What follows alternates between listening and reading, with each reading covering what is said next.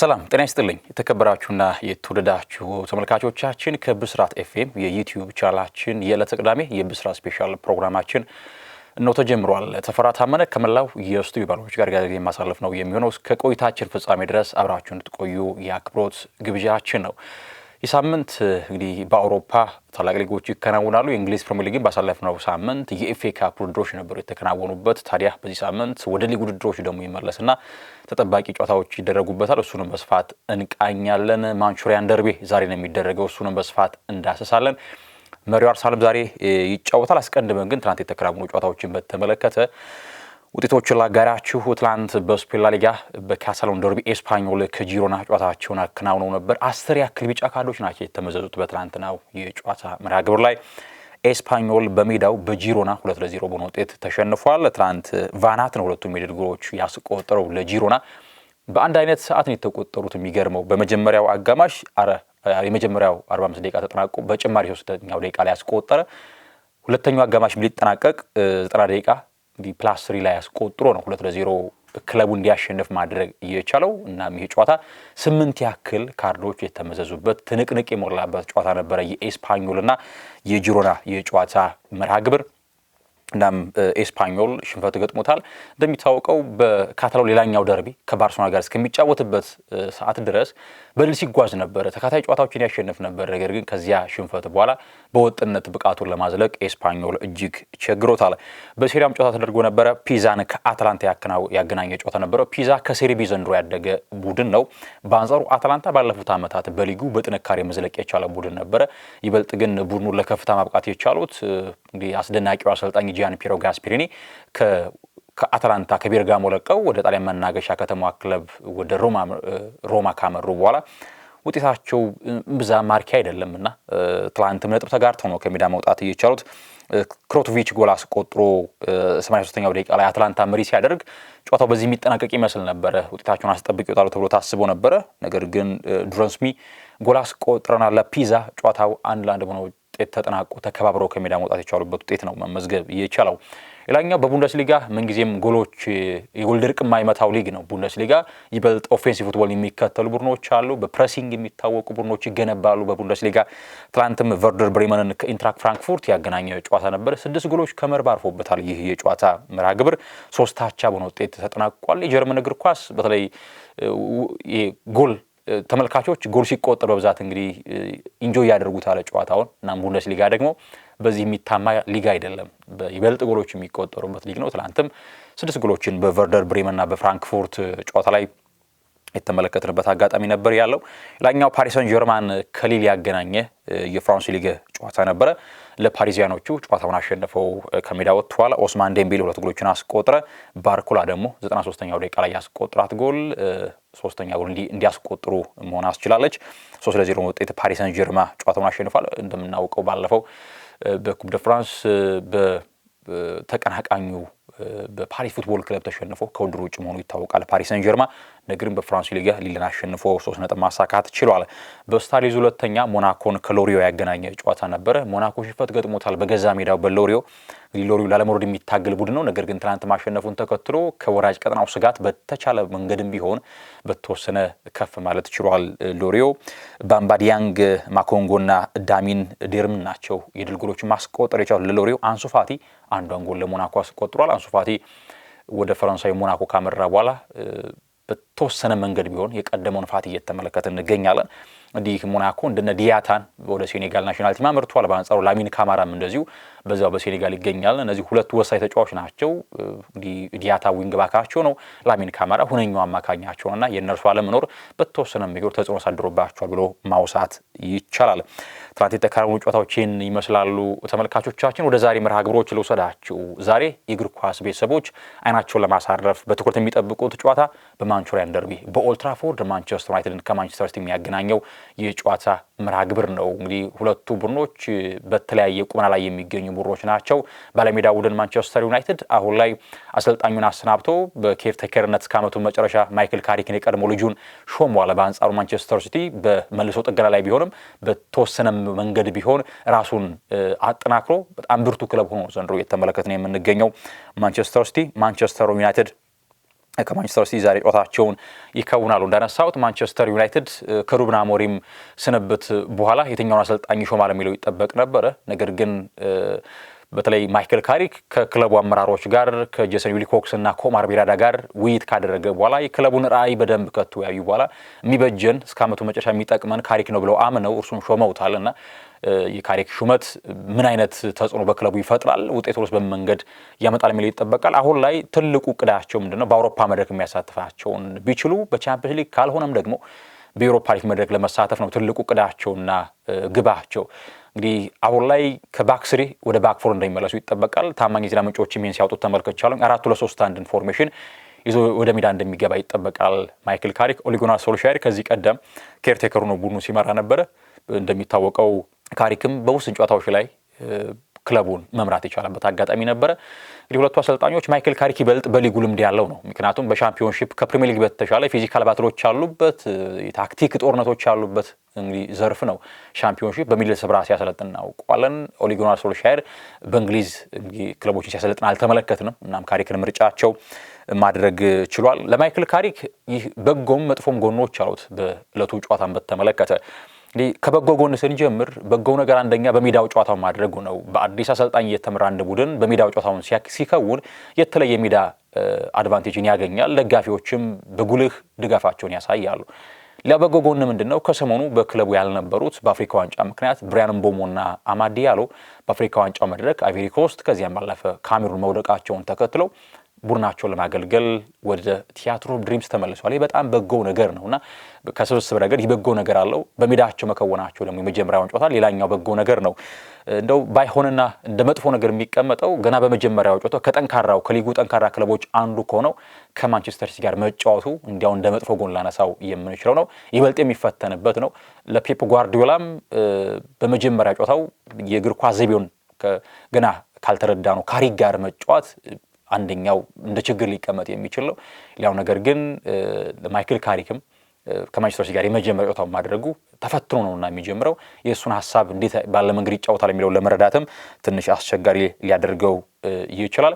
እንግዲህ ማንቸስተር ዩናይትድ እንዳነሳሁት አሁን ዓላማቸው በአውሮፓ መድረክ መሳተፍን ነው። ከዚያ በቀጣይ ደግሞ ራሳቸውን አጠናክረው ወደ ዋንጫ ተፎካካሪነት ራሳቸውን ከፍ ማድረግ ነው ትልቁ እቅዳቸው። ይህ ደግሞ በክለቡ ደጋግሞ በተለይ ሩበን አሞሪም በየትኛው መንገድ ለመቀየር በተወሰነ መንገድ የመሰናበቻው ወቅት በሚደርስበት ሰዓት ላይ ወደ ባክፎር ለመመለስ እቅዶች ነበሩ። ያም ቢሆን ግን ክለቡ አሁን ላይ ወደ ባክፎር እንደሚመለስ ይጠበቃል።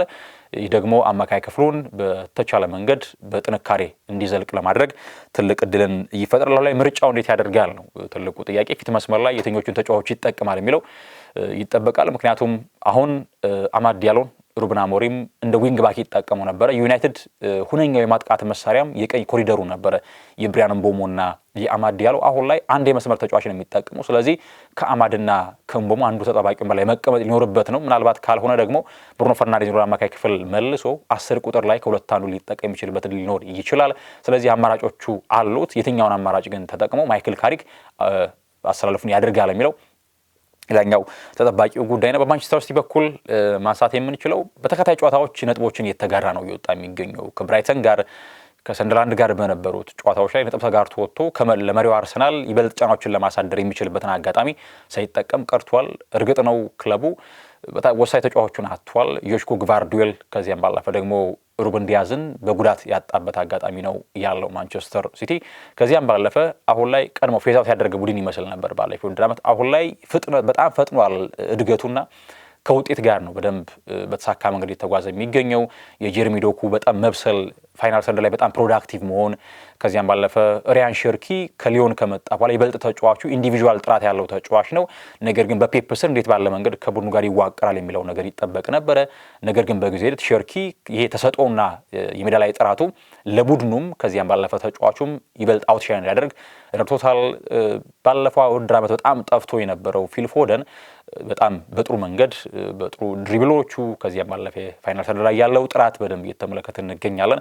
ባለፉት ሳምንታት የሃላንድ በተወሰነ ከጎል አስቆጣሪነት መራቅ እንጂ ዘንድሮም ሃላንድ የጎል አስቆጣሪነቱን ከፍታን እያስመለከተን ነው የሚገኘው። እናም እነዚህ ሁሉ ተደማምረው ማንቸስተር ሲቲ ዓላማውን ለማሳካት መንገድ የጀመረበት አጋጣሚ ነው ያለው። ከጨዋታው አስቀድሞ አንዳንድ የተነሱ ሀሳቦችን አስቀምጥላችሁ ይህ ማይክል ካሪክ አንድ ሐሳብ ሰጥቷል። በህይወቴ በጣም የተለየ ቦታ የምሰጠው ክለብ ነው ማንቸስተር ዩናይትድ የሚል ሐሳብ በተጫዋችነት እንዳሳለፈ እናውቃለን ማይክል ካሪክ። እና በዚህ ውድድር ዓመት ትልቁ ዕቅዳችን ቡድኑን ማሻሻል ነው፣ ቡድኑን ኢምፕሩቭ ማድረግ ነው፣ በግለሰብ ደረጃም እንደ ቡድንም ጥራታችንን ከፍ ማድረግ ትልቁ ዓላማችን ነው የሚል ሐሳብን ሰጥቷል። በየትኛውም ኤሌመንቶች ላይ ተሽለን መገኘት አለብን፣ በተጫዋቾቹ እምነት አለኝ የሚል ሐሳብን ማይክል ካሪክ የሰጠበት አጋጣሚ ነው ያለው። በአንጻሩም ፔፕ ጓርዲዮላ ኒኮ ጎንዛሌዝን በተመለከተ የአማካይ ክፍል ተጫዋች በልምድ ሜዳ ላይ ሁኔታው ተገምግሞ ለጨዋታ የሚደረሱ ጉዳይ ፊክስ እንደሚደረግ ሐሳቡን ሰጥቷል። ከዚያም ባለፈ ግን ኦስካር ቦብና ጆን ስቶንስ አሁንም ከጨዋታ ውጭ ናቸው። የሩበን ዲያዝ እና የጆሽኮ ግቫርዲዮል በጉዳት ላይ መሆን እንዳለ ሌላኛው ጉዳይ ተረጋጋሚ ተጫዋቾች ጉዳትን በተመለከተና የማርክ ጌሂን ዝውውር በተመለከተ ማሳብ ቀርቦለት ነበር። ስለዚህ ሐሳብ ዝርዝር ጉዳዮችን ማንሳት አልፈለገም። ትላንት እንደምናውቀው ስምምነት ላይ ደርሰዋል ማንቸስተር ሲቲና ማርክ ጌሂ ይህ እንግሊዛዊ የክሪስታል ፓላስ ተጫዋች በ20 ሚሊዮን ፓውንድ ማንቸስተር ሲቲ ለመቀላቀል ዝውውሩ ለማጠናቀቅ ሁሉ ነገር አልቋል። የሕክምና ምርመራውን አድርጎ ብቻ ዝውውሩን ይፋ ማድረግ ነው የሚቀረው። የተጫዋች ክረምት ላይ ሊቨርፑል እንዲሁ ለመዘዋወር ሁሉ ነገር ጨርሶ ነበር። የኋላ ዝውውሩ ሳይሳካ ቀረ። አሁን ግን ማንቸስተር ሲቲ ዝውውሩን አጠናቋል። በቀጣይ እንዳነሳውላችሁ የሕክምና ምርመራውን አድርጎ አዲሱ የማንቸስተር ሲቲ ተጫዋች መሆን ብቻ ነው የሚቀር። የበጎ ነገር ነው። በጣም ከሊጉ ጥራት ባላቸው ሴንተር ባኮች አንዱ ነው ማርክ ጌሂ።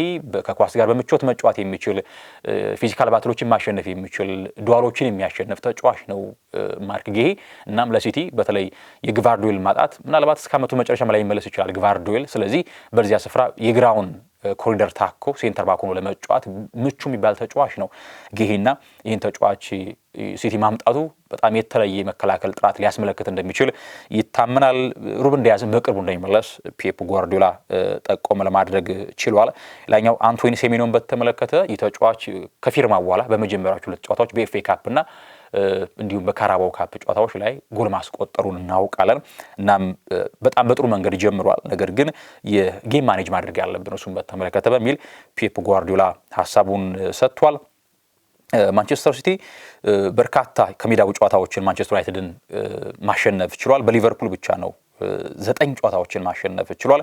በአንጻሩ 41 ጨዋታ ሊቨርፑል ሲያሸንፍ ጎል ሲያስቆጥር 37 ጎሎችን ደግሞ ማንቸስተር ሲቲ በኦልድ ትራፎርድ ማስቆጠር የቻለበት ውጤት ነው የተመዘገበው። ማንቸስተር ዩናይትድ እንደዚሁ ባለፉት 5 የፕሪሚየር ሊግ ጨዋታዎች በአራቱ ጎል ማስቆጠር አልቻለም። በማንቸስተር ሲቲ ላይ በሜዳው የሚጫወትባቸው ጨዋታዎች ላይ ይሄ በሜዳው መጥፎ የሚባል ንጻሬ እንዳለው ማንቸስተር ዩናይትድ ማሳያ ነው። እንደዚሁ ማንቸስተር ዩናይትድ ባለፉት 3 ጨዋታዎች በሊጉ በአቻ ውጤት ነው ያጠናቀቀው ጨዋታውን።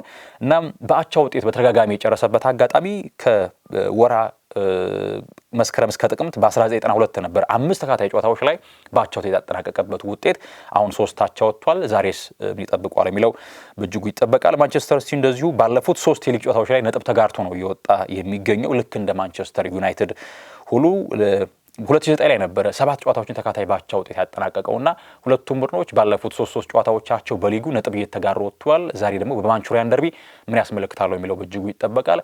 ማንቸስተር ዩናይትድ ከቀዳሚዎቹ ከእርሱ ከፍ ብለው ከተቀመጡት እንደነ አስቶን ቪላ እንደነ ቼልሲ እንደ ሊቨርፑል ካሉ ክለቦችን በነጥብ ለመቅረብ እና ዓላማውን ለማሳካት የሚፋለምበት ጨዋታ ሲሆን በአንጻሩ ደግሞ ማንቸስተር ሲቲ ከመሪው አርሰናል ያለውን ጦርነት አጥቦ በዋንጫ ፉክክር ላይ ጫናዎችን ለማሳደር የሚያደርገው ጨዋታ በእጅጉ ይጠበቃል። ማንቹሪያን ደርቢ ቀን 9:30 ላይ በማንቸስተር ዩናይትድ እና በማንቸስተር ሲቲ መካከል የሚደረግ ይሆናል። 12 ሰዓት ላይ በጎሎች በርከት ያሉ ጨዋታዎች ይደረጋሉ። ቼልሲ በስታንፎርድ ብሪጅ ከብሬንትፎርድ ጋር ጨዋታዎችን ያደርጋሉ። ኬታን ደርዊስ በጣም ጥሩ ቡድን ገንብቷል። በብሬንትፎርድ ዘንድሮ በጣም ደፋር ቡድን ለማጥቃት ወደፊት በደንብ የሚጫወት ቡድን የነ ኬቨን ሻደ ኢጎር ቲያጎ ፊት መስመር የነ ዳምስጋርድ ጥራት በጣም አስደናቂ ነው። ከዚያም በመከላከል ጥራቱም የኮሊንስ እና በተለይ የካዮዴ ጥራት በጣም በልህቀት የሚቀመጥ ጉዳይ ነው። ከቶማስ ፍራንክ በተሻለ ብሬንትፎርድ አሁን ላይ ኳስን በምቾት ከመጫወት አንጻር ይበልጥ የቶማስ ፍራንክ ቡድኖች በሚድ ብሎክ የሚጫወቱ ናቸው። ነገር ግን ኬታን ደርዊስ የቀድሞ የቆመ ኳስ አሰልጣኝ አሁን ላይ በደንብ ኳስን መጫወት የሚችል ቡድን ገምቶ እየተመለከትን እንገኛለን። ቼልሲም ከማሬስካ ሰነበት በኋላ ወጣቱን አሰልጣኝ ሊያም ሮዚኔርን ከስትራስቡርግ ማምጣት ችሏል። ሮዚነር በጣም ውብ እግር ኳስን መከተል የሚፈልግ ደፋር ቡድን መገንባት የሚፈልግ የሚፈራ ቡድን መገንባት የሚፈልግ አይነት ሰው ነው። በቻርልተንን አሸንፎ በኤፍኤ ካፕ ጀመረ። በአርሰናል ሽንፈት ገጠመው በስታንፎርድ ብሪጅ። ዛሬ ብሬንትፎርድን ይገጥማል። ቼልሲ ባለፉት 8 የሊግ ጨዋታዎች በአራቱ ነጥብ ተጋርቶ በሶስቱ ተሸንፏል በብሬንትፎርድ እና የመጥፎ ቁጥር እንዳለው ማሳያ ነው። ከብሬንትፎርድ ጋር ብሬንትፎርድ ከቼልሲ በ9 ጨዋታዎች ምንም ነጥብ ተጋርተው አልወጡም። በተሸናንፈው ሲወጡ የነበረበት ሁኔታ ነው ያለው። ሊያም ሮዚነር ሐሳቡን ሰጥቷል። በተለይ በዚህ በስታፍ ሜምበሮች በተለይ ደግሞ እንደ ሊያም ዴላፕ ከዚያም ባለፈ ጄሚ ጊተንስ በቫይረስ መጠቃታቸው መረጃዎች ያወጣሉ። ኮል ፓልመርና ሬስ ጄምስን በተመለከተ መጠነኛ ጉዳት ነበረባቸው። ከዚህ ጉዳታቸው ግን አገግመው ለጨዋታው እንደሚደርሱ ነው መረጃዎች በስፋት እያሳዩ የሚገኙት። ፋኩንዶ ቡናኖቴን በተመለከተ የተጫዋች አሁን ላይ ወደ ሊድስ በውሰቱ ሊያመራል የሚል ዘገባዎች እየወጡ ይገኛሉ። ይህም በተመለከተ ሮዚነር በጥሩ ነገር አሳይቷል ከቻርልተን ጋር በነበረን ጨዋታ፣ ነገር ግን ለእርሱ ተስማሚ የሚባል መፍትሄ እናበጃለን ሲል ሮዚኔር ሐሳቡን ሰጥቷል። እናም ከጠንካራ ብሬንትፎርድ ጋር ዛሬ ቸልሲ ጨዋታውን ያደርጋል። ሌላኛው ሊቨርፑልን ከበርንሌይ የሚያገናኝ ጨዋታ አለ ምሽት 12 ሰዓት ላይ። ሊቨርፑል በአንጻራዊነት ወደ መሻሻል እየመጣ ያለ ቡድን ነው፣ ከውጤትም አንጻር ከፐርፎርማንስም አንጻር ማለት ነው። እንግዲህ ሞሳላህ በአፍሪካ ዋንጫ ግብጽ ከተሸነፈች በኋላ ይመለሳል። ነገር ግን ለጨዋታው የሚደርስ እንደማይሆን ዘገባዎች የሚያሳዩት በቀጣይ ከኦሎምፒክ ዲማርሴ ጋር ለተርቦ በሚኖሩ ቻምፒዮንስ ጨዋታ ግን በስብስቡ እንደሚካተት ይጠበቃል። በርንሌይ 6 የሊግ ጨዋታዎችን በሊቨርፑል ሽንፈት ገጥሞታል። 12 ሲቆጠርበት አንድ ብቻ ነው ከስድስቱ ማስቆጠር የቻለው በርንሌይ። ሌላኛው በርንሌይ በተለይ ከሊቨርፑል ጋር መጥፎ ቁጥር እንዳለው ማሳያ ነው። 19 ጨዋታዎች 11 ጎል ብቻ ነው ያስቆጠረውና ይሄ በጣም ደካማ ጎል የማስቆጠር ንጻሬ እንዳለው ማሳያ ነው በርንሌይ። ሊቨርፑልም አሁን ላይ በእያንዳንዱ ጨዋታ ስለማሸነፍ ነው፣ ስለ ዋንጫ የሚያስብበት ወቅት ላይ አይደለም አሁን የሚገኘው። በየዕለቱ የሚያደርጋቸውን ጨዋታዎች ስለማሸነፍ ብቻ ነው ትልቁ ትኩረቱ። እናም በርንሌይን ይገጥማል። ሌላኛው መርሃ ግብር በሲቲ ግራውንድ ኖቲንግሃም ፎረስትን ከአርሰናል የሚያገናኝ ጨዋታ ይደረጋል 2 ሰዓት ከ30 ላይ። ሚኬል አርቴታ አዲስ የጉዳት ዜና እንደሌለ ሀሳቡ ሰጥቷል። ነገር ግን የትኛው ተጫዋች ይመለሳል የሚል ሀሳብ ቀርብሎት ነበረ። እንደምናውቀው ፒየሮ ሂንካፒን ጨምሮ ሪካርዶ ካላፊዮሪ ጉዳት ላይ ያሉ ተጫዋች ናቸው። በግልጽ እንግዲህ አርቴታ ፕሬስ ኮንፈረንስ ላይ ይህ ተጫዋች ይመለሳል፣ ይህ ተጫዋች አይደርስም የሚል ዜናን ከሕክምና ባለሙያዎች ጋር ተወያይተን እንወስናለን የሚል ሀሳብን ሰጥቷል። ቪክቶር ዮኬሬሽን በተመለከተ እንግዲህ ተጫዋች ጎል ከማስቆጠር ጋር በተያያዘ እርሱ አሁን ላይ ያለውን ፐርፎርማንስ በተመለከተ ሚኬል አርቴታ በሰጠው ሀሳብ እኛ ምን እንደምንፈልግ ያውቃል፣ እሱም እዛ ደረጃ ላይ ለመድረስ ጥረት እያደረገ ይገኛል በሚል ሀሳቡን ሰጥቷል የቪክቶር ዮኬሬሽን በተመለከተ። ነገር ግን ዮኬሬሽና ሳካን በተመለከተ ሰሞኑን መረጃዎችን ስንመለከት ነበረ። እንግዲህ ቪክቶር ዮኬሬሽ ከቼልሲ ጋር በነበረው የካራቦ ካፕ ጨዋታ ላይ ሳካ በአንድ አጋጣሚ በቀይ መስመር ላይ ኳስ ያገኛል። እናም በጥሩ አቋቋም ላይ ነበር የተገኘው ዮኬሬሽ። ነገር ግን ሳካ ኳሱን በመመለስ ሌላ እንቅስቃሴ ነበር ሲያደርግ የነበረው። የኋላ ኋላ ግን ለቤን ዋይት ኳሱን አቀብሎት ቤን ዋይት ማይነስ ያደርገውን ኳስ ዮኬሬሽ ጎል ሲያስቆጥር ስንመለከት ነበረ። ደስታቸው የሚገልጹበት አጋጣሚ በተወሰነ መንገድ ወደ ቤን ዋይት ሄዶ ደስታውን ሲገልጽ ነበረ ዮኬሬሽ እና ከዚህ ጋር በተያያዘ ሀሳቦች ይነሱ ነበረ። ለቪክቶር ዮኬሬሽ በተገኝ መንገድ ቡካዮ ሳካ ኳሶቹን ያቀበል አይገኝም የሚል ሀሳቦች በደጋፊዎችም በእግር ኳስ እንግዲህ ባለሙያዎችም ሲነሳ ነበረ። በአንድ አጋጣሚ ብሬንትፎርድን ባሸነፉበት ጨዋታ በግልጽ እንግዲህ አቋቋም ላይ ተገኝቶ ዮኬሬሽ ነገር ግን ኳሱን አታለው ለመሞከር ሲሞክር ስናይ ነበረ ቡካዮ ሳካ እና እርግጥ ነው ቡካዮ ሳካ አስቀድሞም ከሌሎች አጥቂዎች ጋር በነበረው ኢንተራክሽን የተለየ ኳስ የማቀበል ጥራት አልነበረውም አይደለ።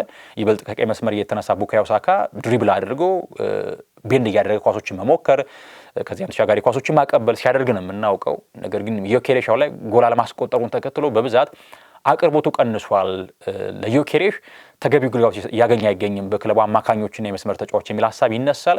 ይበልጥ ከሳካ ይልቅ ኦዴጋርድ የዚህ ኃላፊነት ያለበት ይመስለኛል። የ10 ቁጥር ተጫዋች ነው። ኳስ ክሬት የማድረግ ኃላፊነቱ በኦዴጋርድ ላይ ነው። ነገር ግን ኦዴጋርድ ያን ሲያደርግ አንመለከትም። እናም ከሳካና ዮኬሬሽ ጋር በተያያዘ እንደዚህ አይነት ሀሳቦች ይነሳሉ። በነገራችን ላይ እርግጥ ነው በእንግሊዝ ሳዲዮ ማኔ፣ ሞሳላህ እንደዚህ አይነት ነገሮችን ስንመለከት ነበረ። ነገር ግን እንደዚህ አይነት ቀላል የሚመስሉ ክፍተቶች የቡድንን መንፈስ ይረብሻሉ እና በቶሎ መፍትሄ ሊበጅላቸው ይገባል። እርግጥ ነው ከፍ ባለ መንገድ እስከ ወቀሳ ድረስ ሁለቱ ተጫዋቾች እስከ መኮራረፍ የሚያደርስ ነገር አልተፈጠረም።